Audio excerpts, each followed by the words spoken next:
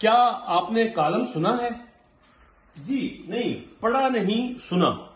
کیونکہ کالم پڑھنے کے لیے آپ کو ایک خاص قسم کا ماحول چاہیے.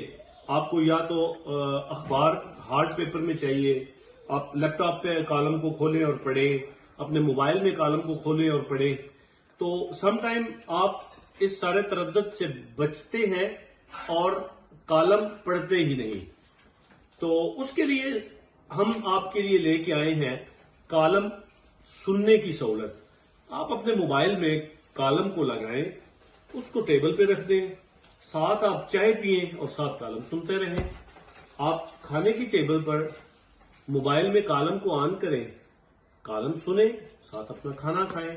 یا پھر دفتر میں اگر ہلکے پھلکے موڈ میں ہوں تو 3 سے 4 منٹ کا ایک کالم آپ آسانی سے سن سکتے ہیں، جس میں آپ کے لیے نہ اخبار کھولنے کی ضرورت ہے اور نہ موبائل پہ کچھ اور کرنے کی. تو یہ بڑا آسان طریقہ ہے انفارمیشن لینے کا، اور اس میں زیادہ تردد بھی نہیں کرنا پڑتا. جی کیا کہا؟ کس کا کالم؟ ہاں، یہ ایک اچھا سوال ہے. میں سمجھتا ہوں کہ آج کے دور میں جہاں پر اتنی پریشانیاں ہی پریشانیاں ہیں، تو ہمیں ایک ایسا کالم سلیکٹ کرنا ہے جو ہمیں انفارم بھی کرے، انفارمیشن بھی دے، لیکن بڑے ہلکے پھلکے انداز میں، طنز و مزاح سے بھرپور.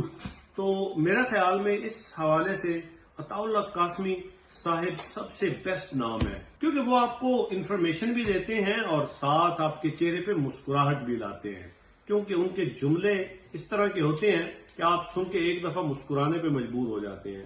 تو ناظرین، اسی لیے میں نے فیصلہ کیا ہے کہ میں اپنے چینل پہ عطاء اللہ قاسمی صاحب کے کالمز کا ایک سلسلہ شروع کر رہا ہوں.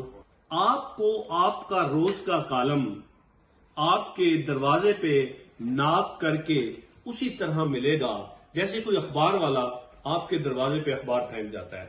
میں کوشش کروں گا کہ روز کا کالم میں اپنے وائس اوور کے ساتھ آپ کے موبائل تک یوٹیوب میرے چینل کے ذریعے آپ تک پہنچے، اور امید ہے کہ آپ اس سے مستفید ہوں گے. سبسکرائب کریں، کمنٹس کریں اور بیل آئیکن ضرور پریس کریں، تاکہ یار یہ واٹس ایپ پہ ویڈیوز بھیجنے کا جو سلسلہ ہے اس کو کم کیا جا سکے.